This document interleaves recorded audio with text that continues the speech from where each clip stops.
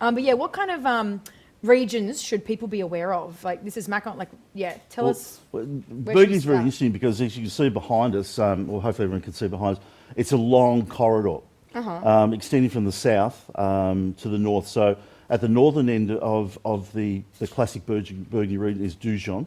No grapes are grown there, and then you move mustard, towards right? great mustard and great cassis as well. Yep. But and you're moving further south. So we're in the most southern part in the Maconnais, closer to the Rhone Valley, closer to Mont Blanc and the actual the French and Swiss Alps. Okay. Very much a warmer climate as such because we're moving further south. Yeah. The soil structure changes significantly. You've got a lot more alluvial. You have the schist down there. You have the white limestone. You have some interesting clay go on there as well. What's for those? What's schist? What is that? Schist because that's is quite granite. a specific It's thing for Burgundy. It's a granite. Granite. Yeah. Okay.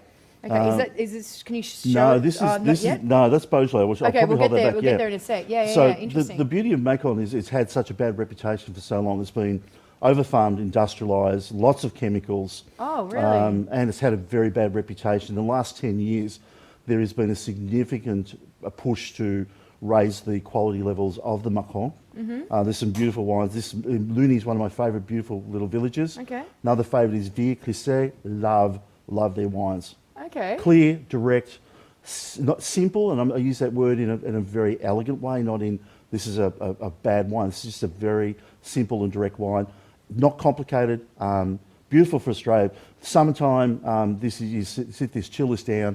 It goes with everything that we eat. Yeah, here. awesome. And I guess the question really is, okay, the word is Macon. I mean, obviously Macon isn't the grape. What grape is used This in is this? Chardonnay.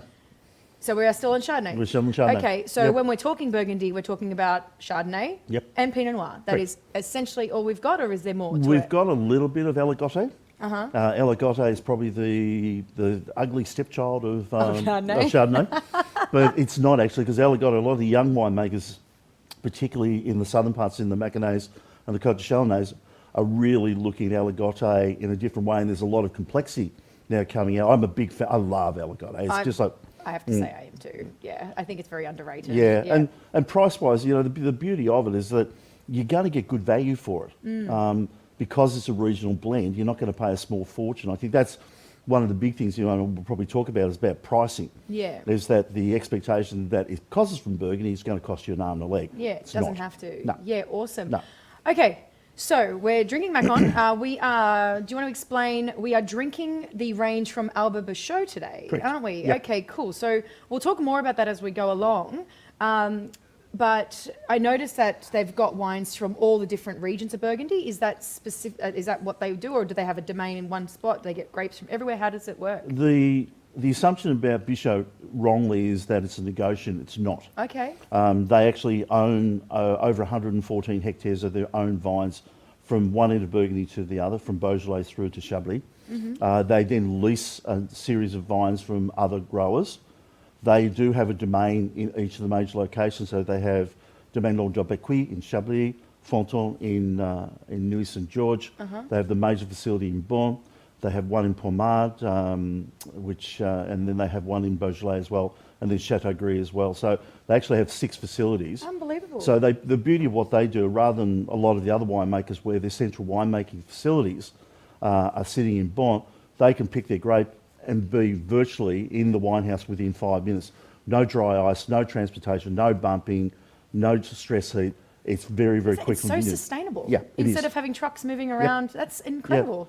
Wow. Are they family owned as well? Have been family owned for a number of years, and that's the beauty of it. They are the last of the only family owned winemakers in Burgundy.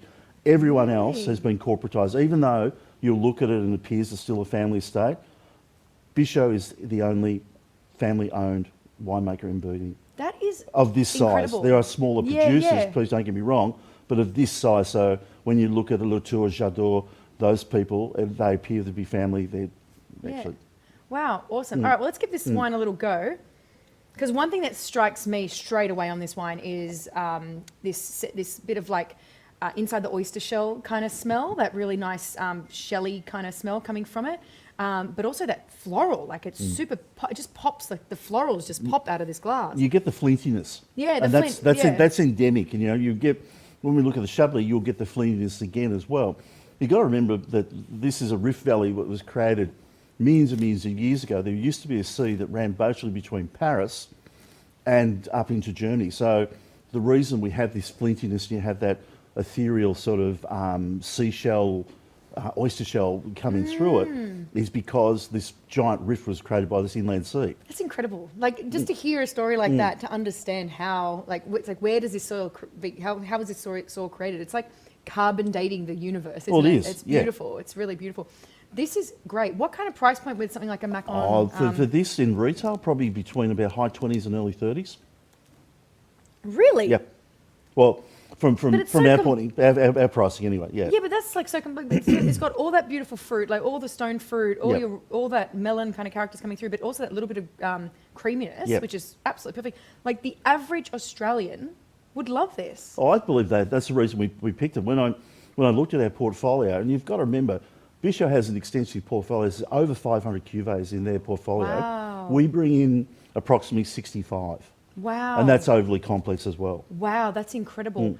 That's great. That is, if anyone's kind of looking at, they don't really know they don't really know Burgundy, and they want to kind of know, or maybe you've only really heard of the word Chablis, I think this is a fantastic place for people to start. Yeah. Macon. Awesome. Thank you so much. That is a treat.